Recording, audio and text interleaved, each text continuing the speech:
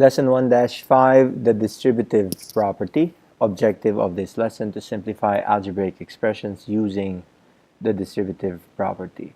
Let's take a look at this example. Sunny beaches, exciting ski lodges, exotic experiences in far-off lands await you. How do you get there? Call a travel agent. Elena Chavez is a travel agent for the Carlson Travel. She helps people plan vacations and business trips by making arrangements for hotels, airline tickets, rental cars, and any other services her clients need. So Ms. Chavez received the brochure at the right for a travel package to Barbados. Her clients, Mr. and Mrs. Yoder, are considering Barbados for a summer vacation. If the round-trip airfare to Barbados from Columbus is $679, how much should Ms. Chavez tell the Yoders that the airfare and package trip would cost the couple? We will solve this in example number 2. Okay, so this type of problem we will be using the distributive property. And let's take a look at this brochure. Beautiful St. James, Barbados for only $1,999. A special vacation at a special price. Come enjoy the colorful tropical gardens of Barbados. Okay, stroll the secluded beaches, relax on world-class golf courses, and enjoy the outstanding cuisine of St. James Park Empire Hotel. Price is per person, includes deluxe accommodations for 5 nights, meals, water, land sports, activities. Okay, let's find out how to solve this problem in example number 2. Before we do that, let us learn what the distributive property is. So in lesson 1-4, we learned some of the properties of addition and multiplication with whole numbers. We learned the associative, the commutative, the identity, and the zero property, or the multiplicative property of 0. In this lesson, we will learn the distributive property, ties in with addition and multiplication together. Remember in lesson 1-4, there is a different property for the commutative property of addition and a different one for the commutative property of multiplication. In the distributive property, it is a combination of both addition and multiplication together. Okay, so the distributive property in words state that the sum of two addends multiplied by a number is the sum of the product of each addend and the number. Okay, remember what addends are. Addends are when you have an addend added to another addend, that you'll end up with a sum. So addends relate to addition. Okay, so in symbols, what does that mean? For any numbers a, b, and c, if you have a times the quantity b plus c, that will be equal to a times b plus a times c. And if you have b times the quantity b plus c multiplied by a, it will be b plus a plus c plus a. Now, why is it called the distributive property of, Very simple, because you are distributing a to b, and that's why you end up with a times b, and a to c, that's why you end up with a times c. And in the next expression, you have b plus c times a. You're still distributing a, so that you end up with b times a, and then c to a to c, which end up with c times a. And you always keep the operation of addition, and that's why you have addition right there, addition right there, and addition right there. Okay, so that is the distributive property of addition. And there is, okay, and there is a way to read this. The expression a times b, a times the quantity b plus c is read as a times the quantity b plus c. Well, I just read it. Or a times the sum of b and c. Okay, I want you to take note of this. The word sum in these types of uh, verbal phrases refer to parentheses. So the quantity A times the quantity B plus C, or A times the sum of B plus C. That means you need to add B plus C first before you multiply it with A. And that's the reason why sum refers to parentheses. Okay, but more on that later. Right now, let's talk about the distributive property. So the distributive property allows you to write expressions, okay, in different forms. Okay, let's take a look at example number 1 and see how this works. Okay, example number 1, find 14 times 12 mentally using the distributive property. So if you notice, 14 times 12, okay, can be broken down to become 14 times 10 plus 2, because 10 plus 2 is still equal to 12. Okay, if I rename 12 to become 10 plus 2, I now have 14 times 10 plus 2. And using the distributive property, you distribute 14 to 10.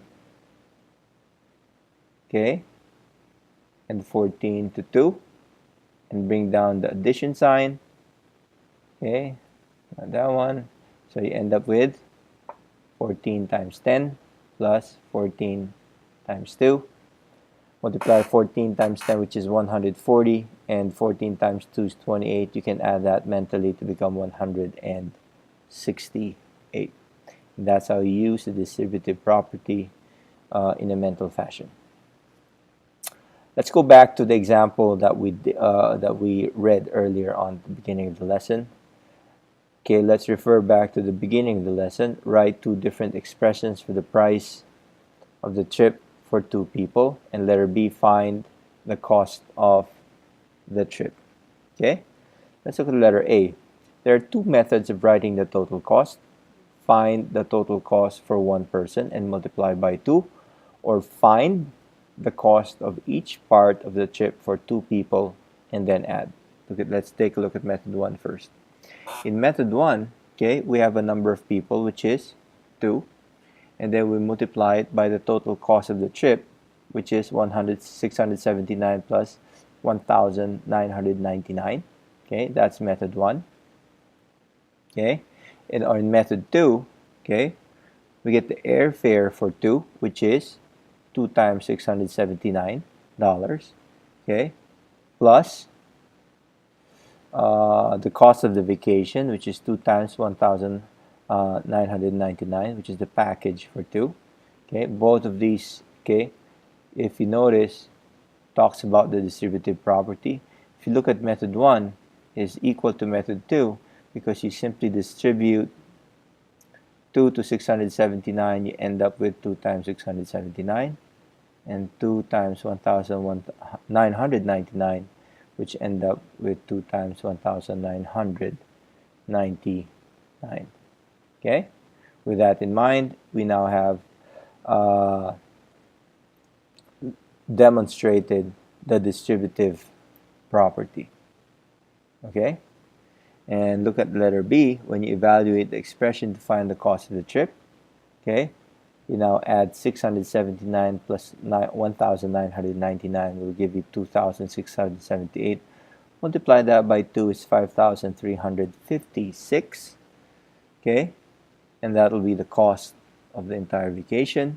Okay, checking your answer by evaluating the expression from method 2, you notice that 2 times 679 plus 2 times 1,999 will still end up with a value of 5,356.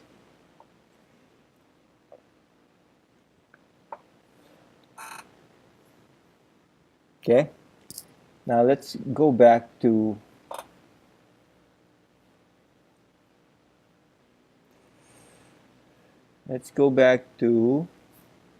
adding like terms.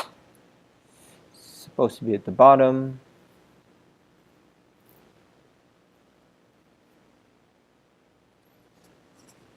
And okay, Now, referring back again to the application at the beginning of the lesson, the Yoders are thinking of inviting some friends to join them at their vacation to the Barbados. Okay, Ms. Chavez can use the variable P for the number of people. Okay, so let's do that. If there are P people traveling, the airfare will be 679 times P dollars, because that will determine the number of people multiplied by the airfare. Okay, I hope that makes sense. For the number of people, the package will cost 1,999 times P, because again, the number of people will determine the cost, okay, multiplied by the package. So in that case, the total cost of P people could be represented by 679 plus 1,999 times P dollars. Okay, that will be our expression if there are if the Chavezes are or if Miss Chavez, okay, will determine if there are more people going with the Yoders or not. Okay, so the variable P will represent the number of people going on the trip. The expression 679P plus 1,999P has two terms. Okay, and these are the terms 679P and 1,999P. Okay, with the same variable. Okay, same variable, they both have the variable P. These terms are called like terms. Okay. Some other pairs of like terms are 6D, 17D. Okay, these are like terms. 3ST and 5ST, these are like terms because they have the same variables. X and 4X are also like terms because they have the same variables. The distributive property can be helpful in simplifying expressions that have like terms. Example 3A shows how to simplify 679P plus 1,999P. Using the distributive property, if we want to simplify 679P plus 1,999P, okay, we end up with 679 plus 1,999 in parentheses multiplied by P, okay, and you simply add 679 plus 1,999, you end up with 2,678P using the distributive property. Okay, what you notice here is that you can add like terms and you can subtract like terms, but you can never add terms unlike terms. Okay, again, let me say that again. You can add and subtract like terms, but you can never add and subtract unlike terms, meaning numbers or expressions which do not have the same variable. So let's take a look at example B, x plus 12x, okay, since they have like terms.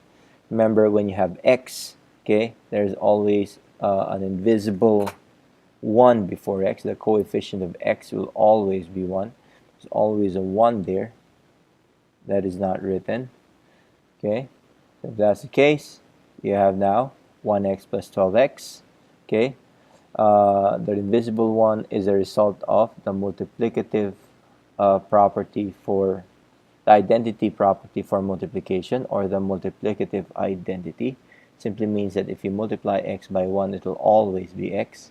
Okay, so from there we simply add 1 plus 12, take out the x, or using the distributive property, and simply add 1 plus 12 will give you 13x.